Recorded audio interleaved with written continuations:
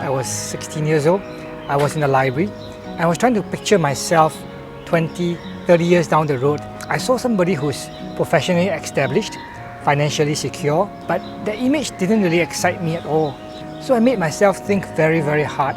What is it that can command my passion such that I'm willing to commit my life to it? And I realized that my very first love is creative writing. The Singapore that I knew in my teens is different from the Singapore I knew in my 20s, my 30s, my 40s.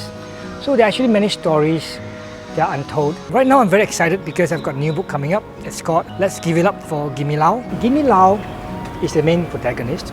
He actually represents the person I could have been. I've got quite a few favourite characters in this novel. The one that I think best represents Singaporeans would be this character called Wei Wen.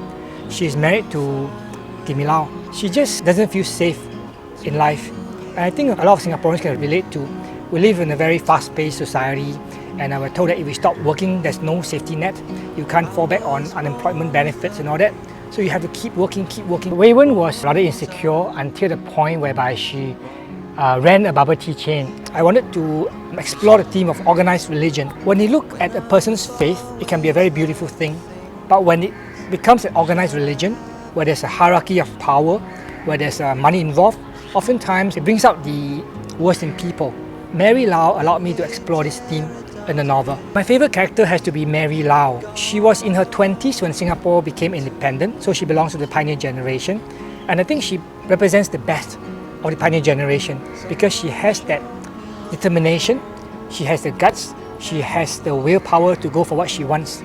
But if you know the inner story, you realize that she's actually quite manipulative. So my question is, how do we gauge people who achieve professional excellence in life? But if you get to know them better, they may not be very compassionate. I have been observing the LGBT community over the last 10 years. It's not a homogeneous community, it's a wide spectrum.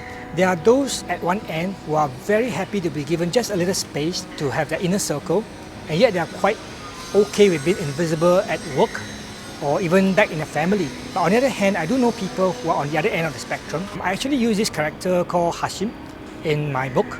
He started off as a closeted gay man. He teaches literature in school, very passionate about teaching. But unfortunately, he was forced to come clean about his identity. And because of that, he lost his job. But on the other hand, because he is now out of the closet, he has this freedom. He doesn't have to hide anymore. In my 20s, I focused on backpacking, traveling.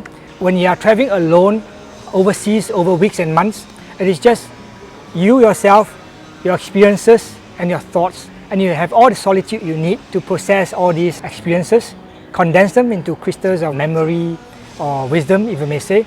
And all this build up to be a reserve for me as a writer. Without